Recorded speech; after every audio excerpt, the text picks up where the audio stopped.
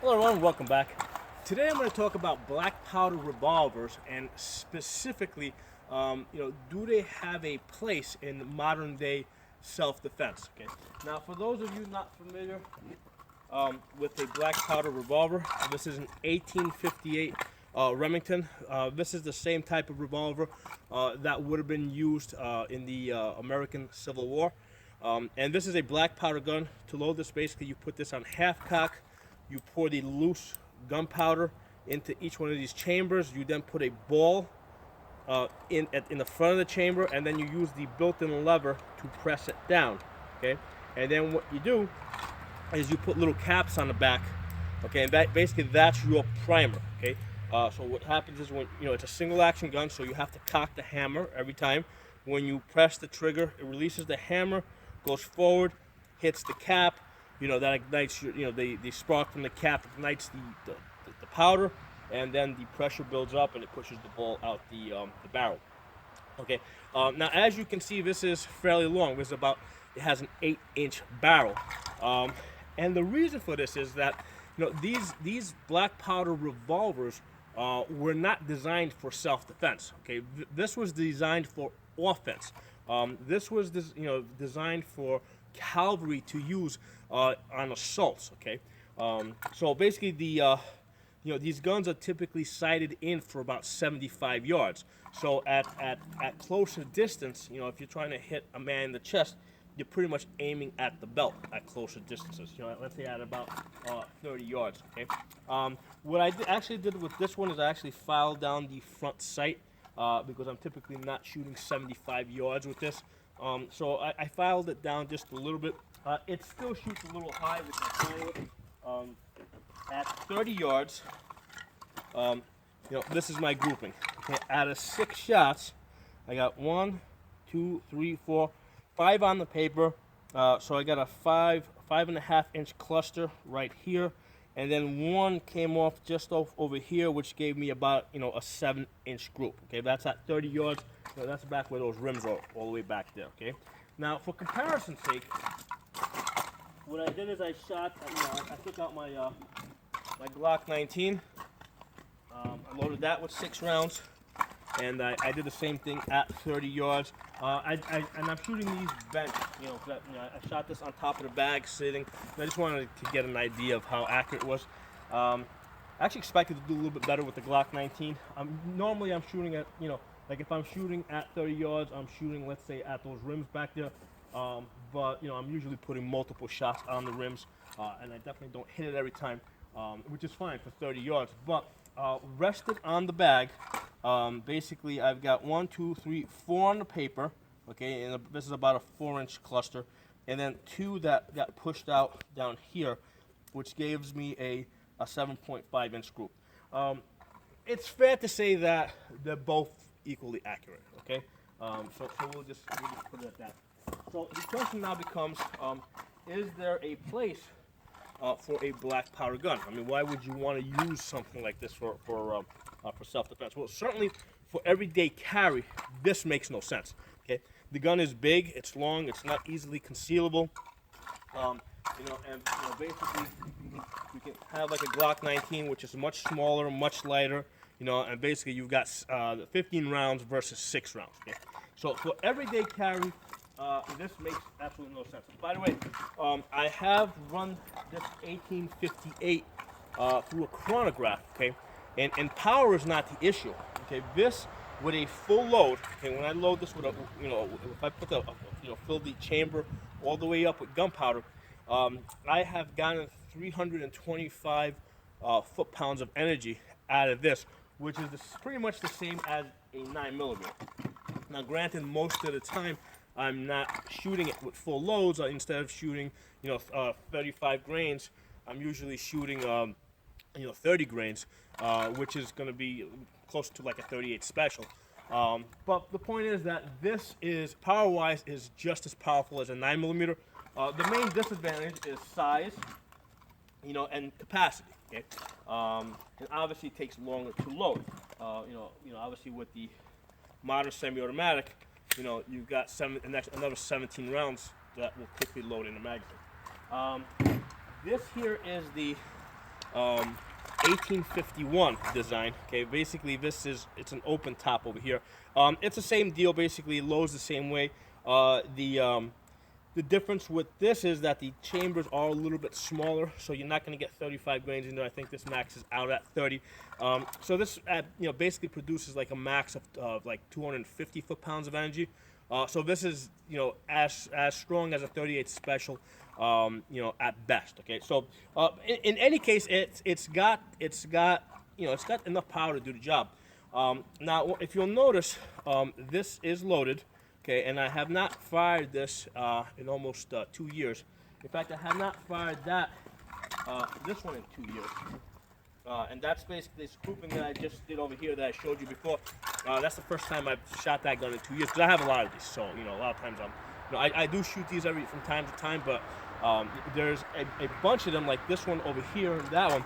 And what I do is I keep this in the holster, and what I do is I keep it in an area close to my safe or hidden in my office. So the main thing I'm covering in this video is there a place for black powder guns in self-defense? Okay, that's the focus of this, and the answer is yes. And it's not for everyday carry, but here's the thing: I don't like the idea of leaving modern firearms loaded around my shop or around my office. For the simple reason that if there is a break-in and the guns are stolen, okay, basically I don't want somebody running around town, shooting up the place with a gun that basically has my name printed on it, through the serial number, okay. These guns don't have a serial number, okay. Basically they're not legally, these are not firearms, even though they have almost pretty much the same power. And furthermore, if a bad guy was to steal this gun, they might have the 6 shots that's in there, but after that, they're not going to have, it's not likely that they're going to know how to reload the gun or have access to the components. So basically, this is a gun that they would not, be able to continue to use, okay? So that's another reason why I like using black powder guns, because basically I keep all my modern firearms in the safe, okay? And, a couple of years ago, I had a funny situation. It was just after dark. I was, in my, basically I have, I was in basically I have a shed, okay, and I was inside my shed, and I was, had actually taken the gun out of my holster, and I was doing some work. I had a light on, and the gun was not loaded, okay, and a big bear, a black bear, came up to like here, just happened to pass right in front of the shed. And basically, I got spooked, and he got spooked. And black bears are not very they're not very aggressive. Okay? I'm not gonna say that they're not dangerous, but they're not aggressive. So basically, as soon he kind of saw, he turned, he looked at me, and then he ran off. And I was like, holy shit, my gun's unloaded, because I was doing something with it, and I didn't have another gun, in that shed. So I said, from now on, I'm gonna keep, one of these black powder guns in there, even though obviously it's just a shed, so it's not going to have a super, it's not going to be super secure, but I wouldn't want to put one of my modern guns in there, but I'm okay with leaving one of these black powder guns in there. Now, very important, this is not this is not a location that my kids come to, okay? So like around my house, everything stays in safes, okay? Or I'm carrying on my body, okay? But in the area that, at the place that I work, where I typically work in, my kids never go there, so it's okay for me to leave the guns hidden in my office or or hidden in my shop. So I'm just kind of putting that out there for you guys to be aware of. So, in answer to the question of, do modern firearms have a place for modern defense? My answer is yes, they do. Okay, if you're doing it the way I'm doing it, where I don't want to. I basically have these black powder guns loaded, hidden, but easily accessible, okay? So that might be something that you guys may want to consider. I'm not saying that this is something that you should do or should not do. What I wanted to do is I wanted to explain to you guys, how what I do and why I do it, okay? Now, in all likelihood, you're probably not just going to go out and buy one of these for this specific purpose. Basically, I like shooting black powder guns. This is more of a solution for somebody that's already shooting these, enjoy shooting these, is familiar with how they work, and you know, this is like an additional use for them that they may want to consider. Okay. Now, a couple of things for you guys to be aware of that you know, are not so familiar with these. If you do decide to get into these, if you're gonna buy them, go with the 45 caliber. Okay. Don't get the 36 caliber. The 36 caliber are like this one over here, which I like. This is like my prettiest gun. But what I find is because they have smaller cylinders, you know, a lot of times the caps will kind of get stuck in the gears, and you know, the gun can jam up. So this is a fun gun. I don't keep this one loaded. You know, I just shoot this every once in a while. With the larger 44 calibers, basically the gears are big enough so that basically even if a cap does get stuck in there, you got enough leverage to crank this back, and basically it'll just chew up that copper cap. Okay. Now, another thing to be aware of is there's a couple, you know, when you're shooting black powder guns, there's a couple of different rules. Okay, now, you know, we all know our rules. Well, actually, the application of the rules is a little bit different. Let's put this way: we all know the rules. You know, you keep your gun in a safe direction. You know, always in a safe direction. Keep your finger off trigger until you're ready to fire. You know, treat all guns like they're loaded. Okay. You know, and typically you're sitting here, you're always holding your gun like this. Now, with the single action revolvers like this one, okay, a couple of things to be aware of. When you go to cock, right, you want to point the gun up, okay? And the reason that we're pointing the gun up is that we want the cap to fall down. You know, we don't want it to fall into the gears, okay? And so that, if you notice, look where I got my finger. I have it in the trigger guard, pushing up, okay? Because that's basically allowing me to stabilize the gun. Now, with these black powder revolvers, you'll notice they actually have pretty small guards, and remember, cavalry, you know, typically wore gloves, so you have a small guard that's typically used with gloves, and the purpose of that is that it will stay on your finger so that you won't drop the gun as easy, you know, while you're riding on the horse. Okay, so basically, that's how you typically going to cock this, and you know, of course, you can do it one-handed. Although most of the time, if I'm doing this two-handed, I will cock it like this. And like I said, there's enough leverage in these gears that even if the caps do fall in there, you can chew them up. You know, it will chew them up, and the gun will still work. However, if you're using, like, let's say this 31 caliber, okay, basically if the caps fall into the behind the cylinder, I mean, this gun's just gonna get stuck. Okay, so with this 31 caliber, you definitely want to hold this up when you cock it. Okay. Don't get a 31 caliber for self-defense. This is a pure novelty. This has probably less power than a 22 short. Okay, so yeah, this has no self-defense purpose. With the 36 calibers, like I said, this one is actually, you know, like the it's smaller, more compact. Because it's smaller, sometimes the caps will get stuck in it. Sometimes they make 36 calibers that are built on the same frame as a 44, and that makes absolutely no sense, because now basically you've got a gun that is actually heavier, because basically what they do is they take the 44 frame and they just drill out small holes. So you have a gun that's actually heavier than your 44. That you know, there's no benefit to using the 36. You just have a gun that's less powerful. So the 44s make a lot more sense. You know, especially the ones that they're making today. You know, back in the 1860s, I do believe that the 36 calibers were very popular because they were in fact lighter. But the modern day ones, the way they're machined, they're either just going to be just as heavy as the 44s, or they're going to be they're going to be pinching the caps and doing stuff like that, and you know, so the 44 is definitely the way to go. Okay. Let's see, is there anything else to say? Oh, you know, while I got you guys here, let's load one up and shoot it. Okay. So the way you load this, put it on half cock. Okay. Okay, half cock. All right, so the cylinder can spin freely. I have here my. Now this gun has had time to cool down. If I just fired this, I would be very cautious about, you know, just pouring it, because there might be some hot embers in there that might set off the powder. But this thing's been sitting there for a while. so I know that there's no hot embers in there. Right, so I put the powder in. I got the ball here, and now I'm gonna press that down. Okay. So I'm gonna go through that.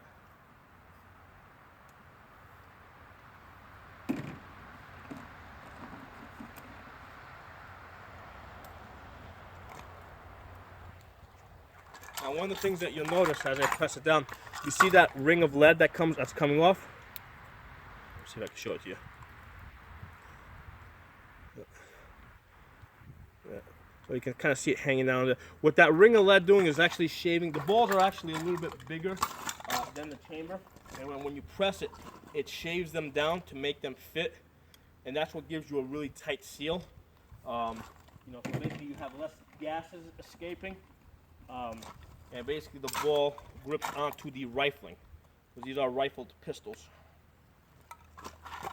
Another tip is if you're going to buy these, because they also sell them with the shorter barrels, get the long ones, because the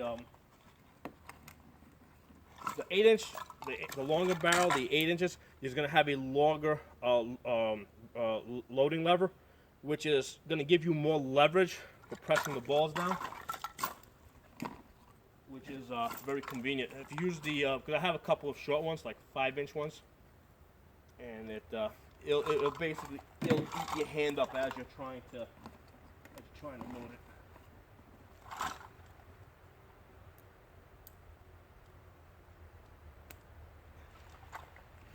And I'm loading this with 30 grains.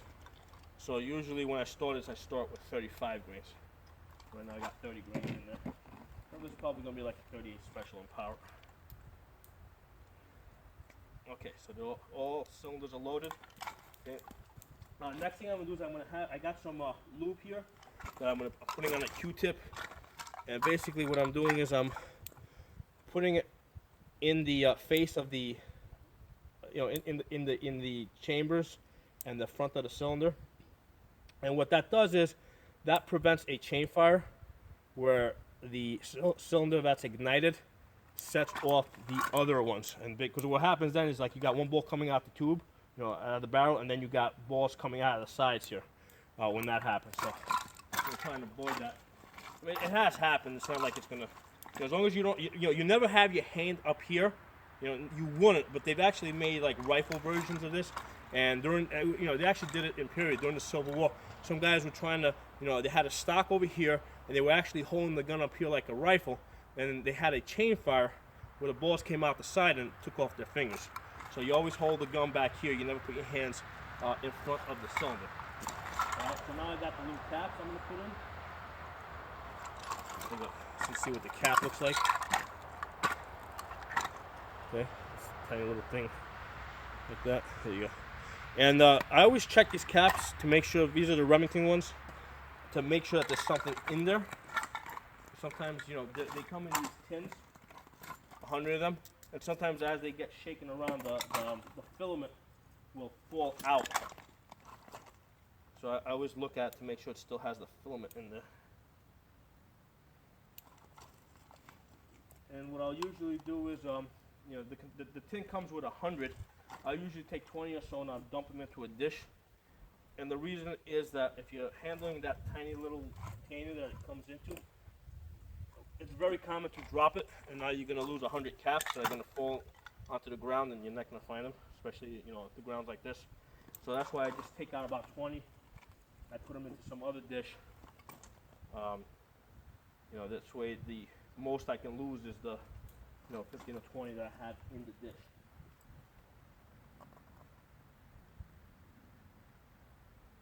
Now the 1858, okay, basically what I do now is I go to full cock, and then I'm going to decock it. It has these notches between the caps, and you rest the hammer between the caps. So you can carry the 1858 with all 6 rounds loaded, because it has that notch. With the 1851 design, the Colt design, it doesn't have those notches. It does have like a little like spike that sticks out that you can rest it between the notches, but I don't trust that a whole lot. Like if I was going to be carrying this, I would actually carry this on an empty chamber. You know, instead of loading 6 rounds, I would only load 5, and I would rest the hammer on an empty chamber. But since I basically have this, you know, on a shelf most of the time, I leave all 6. I keep all 6 chambers loaded. Okay, so let me get my ears on, and we'll be shooting at the 5-yard line here, the 5-yard target. And by the way, basically I've loaded this with 777, which is like a black powder substitute. You do use black powder today. I just felt like using that. You'll notice that there'll be a lot of smoke that comes out of this. The actual black powder makes even more smoke.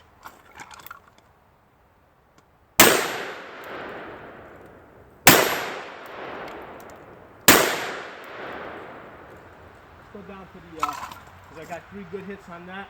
Let's go down to the rims down there. There's the rims at the 30-yard line.